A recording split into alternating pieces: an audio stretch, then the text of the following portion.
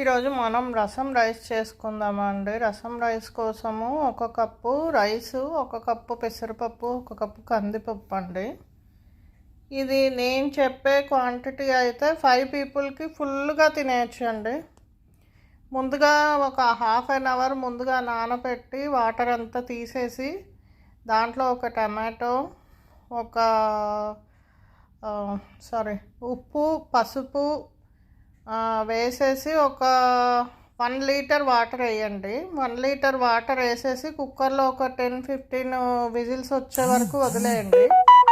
దాని తర్వాత అన్నాన్ని బాగా మెదపండి. ఒక అట్లకాడ కానీ పప్పు గుత్తి కానీ తీసుకొని బాగా మెదపండి పేస్ట్ అయ్యేలాగా. అది అయిపోయిన తర్వాత కొంచెం హాట్ వాటర్ వేయండి. దాంట్లో ఒక 1/2 లీటర్ అని హాట్ వాటర్ వేయండి. తిరగమాత పోపండి, గీతోని చేసుకోవాలి. గీ వేసి మినపప్పు, జీలకర్ర, ఆవాలు, హింగు, ఎండుమిరపకాయలు, కరివేపాకండి. అంతే అండి పోపు.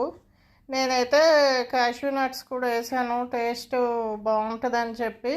అంతే అండి. ఈ పోపు తీసుకెళ్ళి ఆ రైస్లో కలిపేయడమే అండి. చాలా లైట్ ఫుడ్ అండి, చాలా బాగుందండి టేస్ట్.